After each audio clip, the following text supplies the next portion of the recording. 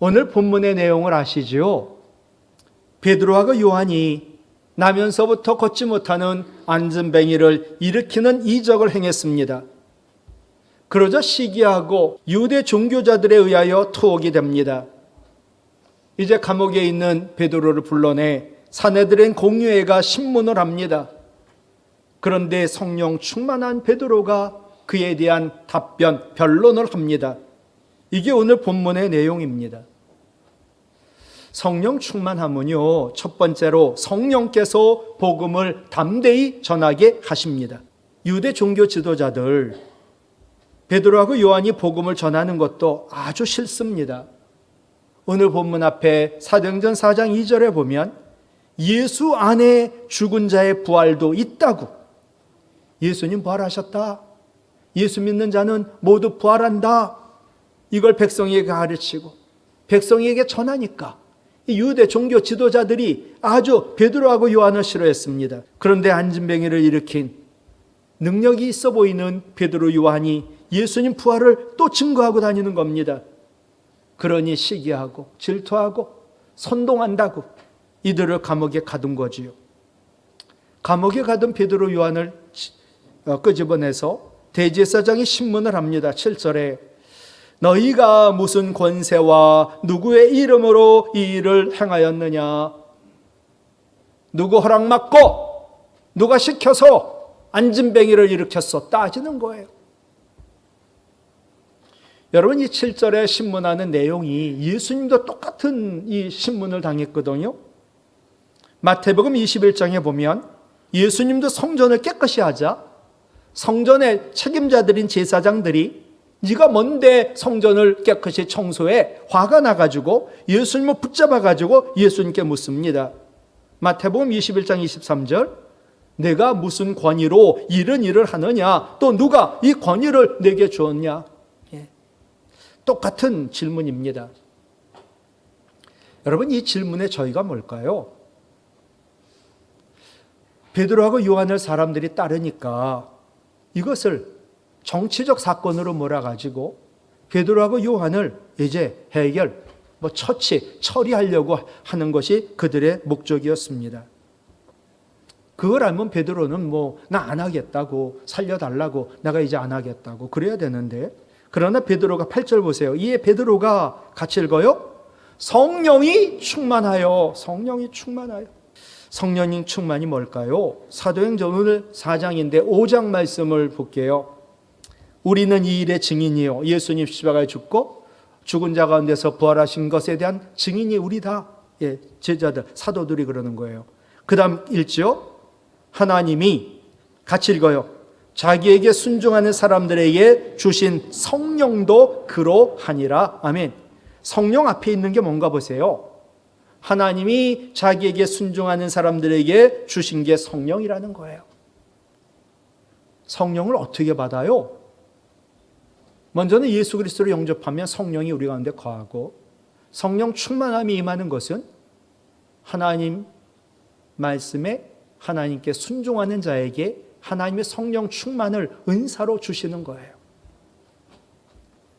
하나님은 하나님께 순종하는 사람들, 성령을 사모해라, 성령 받기를 위하여 기도해라, 회개하라, 이 말씀에 순종하는 자들에게 성령을 주세요. 성령 충만의 증거는 어떤 체험이 아닙니다. 성령 체험의 증거는 하나님께 온전히 순종하고자 하는 마음의 상태를 말합니다. 성령 충만해. 무슨 말씀을 하든 난 순종하겠다고 하는 그 상태가 성령 충만한 겁니다. 하나님께서 어떤 길로 나를 인도하시든, 하나님이 나에게 어떤 말씀, 명령을 하시든 아멘으로 순종할 수 있는 사람이 성령 충만한 사람입니다. 하나님께 온전히 순종하고자 하는 마음에 나 오늘 하나님께 온전히 순종할 거야.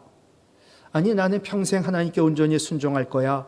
이 마음에 부어주시는 하나님 은사가 성령 충만인 줄로 믿습니다. 예를 들어 가지고 사람이 같지 않을까요? 내 힘으로는 저 사람 용서할 수 없어. 난 저 사람 사랑할 수 없어. 사람이 저는 똑같다 생각합니다. 그런데 두 종류로 나눠요. 하나님, 저는요, 저자를 절대로 용서할 수도 없고요, 저 사람 절대로 사랑할 수 없어요. 이거는 하나님 말씀에 순종하지 않는, 성령이 충만한 게 아니에요.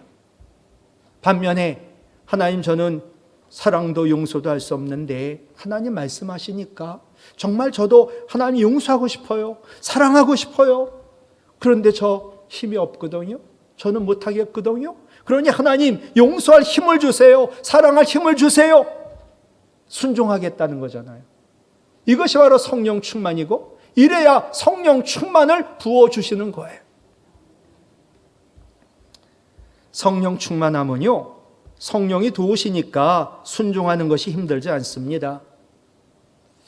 내가 예수 그리스도 믿고 성령이 내 안에 계신데 나 성령 충만을 받길 원해요. 나를 쳐서 하나님 말씀에 복종하겠다는 마음이, 항상 순종함이 있을 때 성령 충만함은 우리 가운데 임하는 줄 믿습니다. 성령을 보세요. 성령 충만하면 복음 전합니다. 반대로 복음을 전하다가 성령 충만함을 받습니다. 온전히 순종해야 성령이 충만해지고, 또 성령이 충만해야 온전히 순종하게 되고, 성령 충만과 온전한 순종은 하나인 것이지요. 성령 충만한 베드로 감히 유대 종교 지도자들 앞에서 너희가 십자가에 못 박고, 와, 면합니다. 강단 용어가 아닐 것 같은데, 베드로, 요한, 네가 환장했냐 죽기로? 지금 그런 거잖아요. 아니, 유대 종교 지도자들을 향하여 너희가 십자가에 못 박고, 그런데 하나님이 죽은 자 가운데서 살리신 나사렛 예수 그리스도의 이름으로 이 사람이 건강하게 나았다, 그리고 너희 앞에 서 있다, 지금 복음을 전하고 있는 거거든요. 사랑하는 성도 여러분, 온전히 하나님께 순종하는 마음을 가져 성령 충만하시기 바랍니다. 성령 충만한 사람은 성령이 복음을 강하고 담대하게 전하게 하십니다. 두 번째로, 성령은 우리의 생각을 통해 우리에게 말씀하십니다. 그리고 지금도 우리를 늘 도와주십니다. 창세기부터 요한계시록까지 하나님은 자기 백성들에게 늘 말씀하셨습니다. 지금도 하나님은 우리에게 말씀하기를 원하십니다. 왜요? 우리가 하나님 뜻대로 살기를, 하나님의 뜻을 깨닫기를 원하시기 때문이지요. 우리도 마찬가지예요. 하나님 음성 듣기를 원합니다. 하나님, 제가 목사의 길을 가야 될까요? 말아야 될까요? 하나님, 제가요, 이걸 전공해야 될까요? 저걸 전공해야 될까요? 하나님, 제가 이 길을 가야 될까요? 저 길을 가야 될까요? 하나님 좀 말씀해 주세요. 직접. 사람들이 중요한 결정을 할 때 하나님 음성 듣기를 원해요. 근데 하나님 음성 듣는 사람 거의 없지요. 왜냐? 하나님 음성은 육성으로 듣는 게 아니라 생각으로 듣는 것이기 때문이지요. 요한복음 14장 26절, 보혜사 곧 아버지께서 내 이름으로 보내실, 같이 읽어요. 성령 그가 너희에게 모든 것 가르치고 내가 너희에게 말한 모든 것을 생각나게 하리라. 우리 주님이 말씀하신 것 생각나게 하시는 분이 성령이신 거예요. 성령이 우리 마음에 계세요. 그런데 성령이 여기서 나와 우리 귀에다 대고 말씀하실 이유가 없는 거죠. 성령이 우리 마음에 계시니까 우리 마음의 생각을 통해 말씀하시는 거예요. 그러나 생각이 다 성령이 주시는 생각은 아닙니다. 하루에도 10,000가지 생각을 한다는데 그 중에 사탄이 주는 생각도 있습니다. 성령도 우리 마음에 계시면서 생각으로 말씀하시는데 사탄도 우리 마음에 생각을 집어넣고 더 나아가 우리 마음의 주인 되길 원하거든요. 요한복음 13장 2절, 마귀가 주어져요. 벌써 가룟 유다, 시몬의 아들 가룟 유다, 어디요? 유다의 마음에 뭐를 넣었어요? 예수를 팔려는 죄의 생각을 넣었다. 그러니까 마귀가 하는 일이 뭔지 아세요? 우리 마음에다가 생각을 집어넣는 거예요. 무슨 생각? 죄 짓도록. 오늘 교회 왔는데 되게 기분 나빠요. 이 기분 나쁜 생각, 이건 마귀가 주는 거죠. 자존심 상해요. 이 생각도 마귀가 주는 거죠. 염려, 마귀가 주는 거죠. 그런데 마귀가 가룟 유다 마음에 죄의 생각을 넣었거든요. 결국 이거 가만두니까 요한복음 13장 27절에 마귀가 아예 가룟 유다의 마음에 들어옵니다. 그러므로 우리는 우리 생각이 성령이 말씀하시는 생각인지 아니면 마귀가 주는 생각인지 분별해야 돼요. 그런데 기준은 말씀이에요. 마귀가 주는 생각은요, 한 예를 들면 갈라디아서 5장 19절로 21절, 육체의 일은 분명하니 육체의 일을 하게 만들거든요. 곧 음행 하는 것도 생각도 도 마귀가 다 하는 거예요. 더러운 것, 호색, 우상숭배, 주술, 원수 맺는 것, 분쟁, 시기, 분냄, 당짓는 것, 분열함, 이단, 투기, 술취함, 방탕함, 이런 모든 행동과 모든 생각은 다 마귀가 주는 거예요. 이외에도 슬픈 생각, 나쁜 생각, 우울한 생각, 죽고 싶은 생각, 남을 죽이고 싶은 생각, 기분 나쁜 생각, 염려, 근심, 걱정, 두려움, 모두 마귀가 주는 생각이지. 성령이 주시는 생각은 뭘까요? 이어지는 갈라디아서 5장 22절 23절, 오직 성령의 열매는 같이 읽어요. 사랑과 희락과 화평과 오래 참음과 자비와 양성과 충성과 온유와 절제. 이런 열매만이 아니라 이런 생각도 성령이 주시는 거예요. 이외에도 기도하고 싶어, 이런 생각, 전도해야지, 이런 생각, 남을 용서해야지, 감사해야지, 기뻐해야지, 이런 모든 생각, 성령이 주신 생각이지요. 우리가 예수 그리스도를 믿어요. 오래 믿었어요.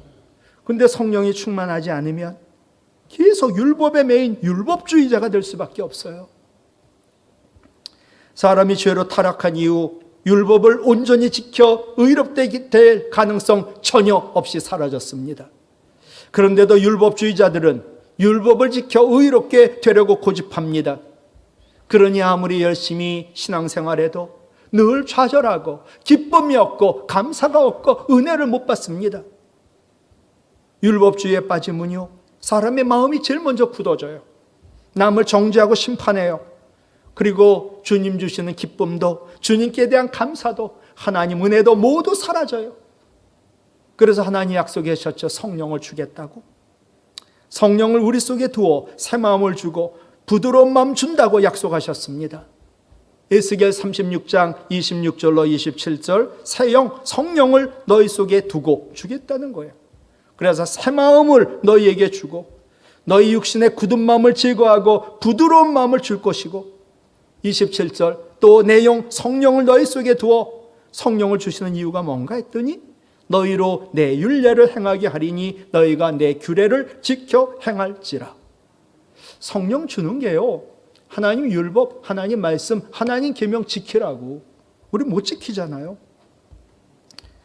성령께서 우리 마음에 오셔가지고 우리 마음이 새 마음이 되고 또 부드러운 마음이 되게 하시고, 그리고 말씀을 지키도록 도와주시는 거예요.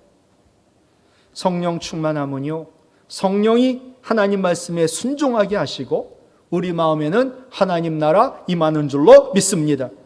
성령이 계시는 우리는 성전이요 하나님 나라잖아요. 로마서 14장 17절, 하나님 나라는 먹는 것과 마시는 것이 아니요 오직 성령 안에 있는, 성령 안에서 누리는 이란 뜻이거든요. 뭐라고요? 의와 평강과 희락이라. 아멘. 성령이 내 안에 계세요. 그리고 늘 나에게 성령이 생각으로 말씀하세요. 이 생각, 주신 생각대로 우리가 순종하면 성령이 우리 안에서 주시는 의와 평강과 희락을 누리게 된다는 거예요. 성령이 계시고, 야, 성령 근심시키면 안 되겠다. 나는 죄를 안 지을 거야. 나쁜 생각도 안 할 거야. 그렇게 되면 하나님의 의로 가득하니까 사탄 마귀가 우리를 보고 세상 감당하지 못해요. 세상이 감당하지 못하는 믿음이 있는 것이요. 또 성령이 주시는 평강, 상황과 환경이 어려워도 세상이 줄 수 없는 평안함이 있는 거예요. 또 성령이 주시는 희락, 세상에 빼앗아갈 수 없는 기쁨이 나에게 있는 거지요. 하나님 나를 단련하시고 나를 순금같이 되어 나오게 하실 거니까. 성령은 우리의 연약함을 도우십니다. 로마서 8장 26절. 성령이 우리 가운데 계시며 연약한 우리를 어떻게 도우실까? 첫 번째로 성령은 우리를 위하여 친히 기도하며 도와주십니다.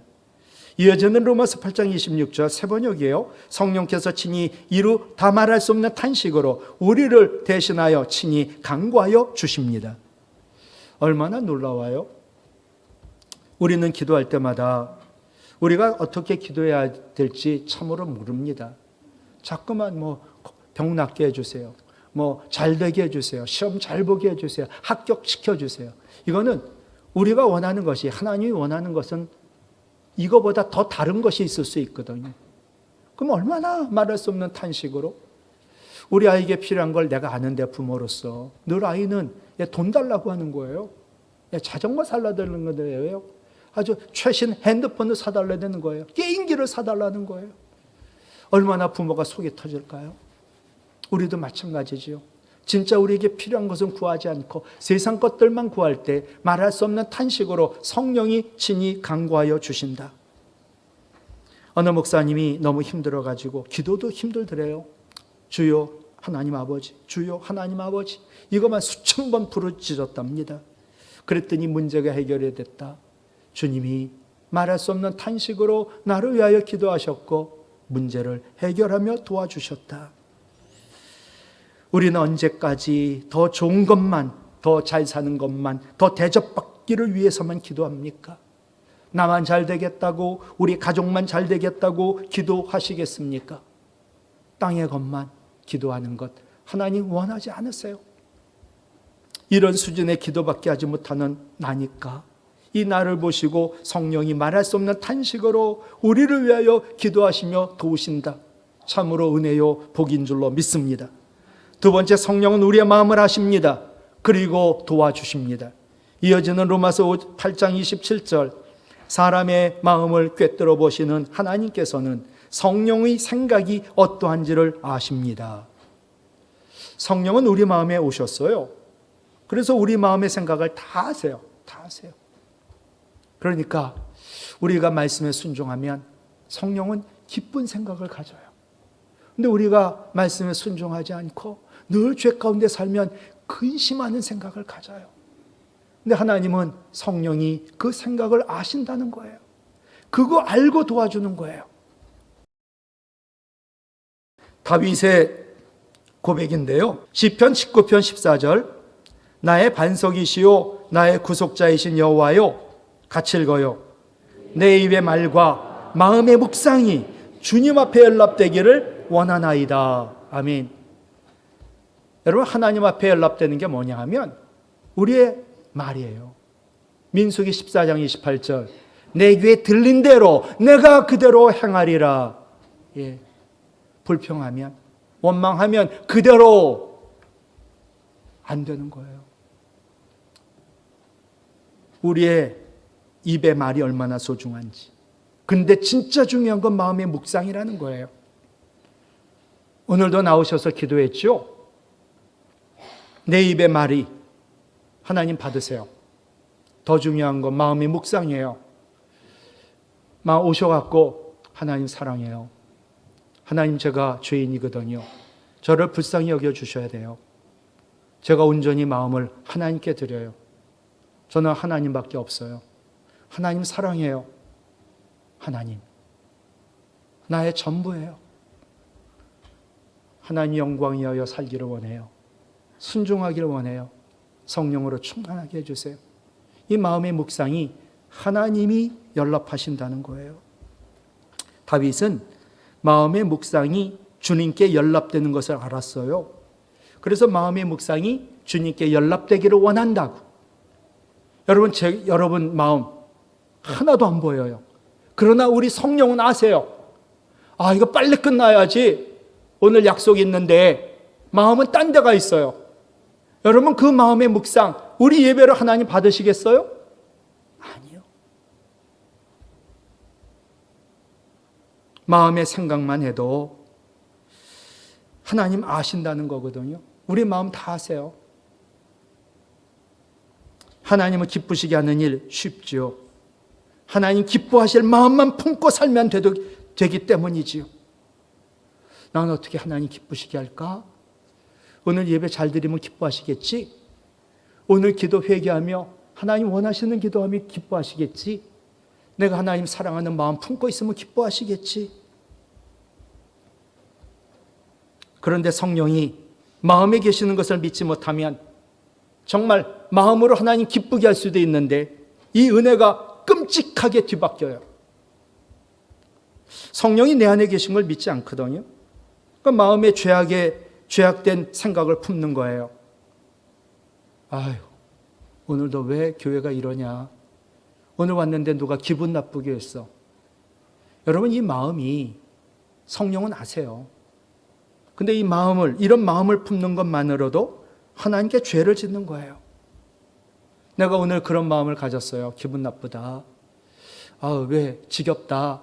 이런 마음이 하나님의 성령을 근심하게 만들어요.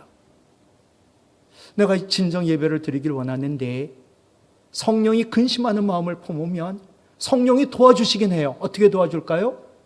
내가 진짜 근심하고 있거든? 성령이 근심하는 걸 깨닫게 하는 거죠. 이러면 안 되겠구나. 내가 지금 딴 생각해서는 안 되겠구나. 내가 예배 드리며 졸아서도 안 되겠구나. 미운 마음, 나쁜 마음 가져서는 내 마음을 묵상을 하나님 아시니까 기뻐받지 않겠구나. 성령은 우리 마음을 다 아세요. 그래서 우리가 하나님 말씀대로 살 수 있도록 인도하세요. 그러나 그렇지 못할 때에는 근심하세요. 성령이 근심하는 걸 깨닫게 하세요. 성령을 근심시켰어요. 회개합니다. 하나님 말씀을 순종하고 싶어요.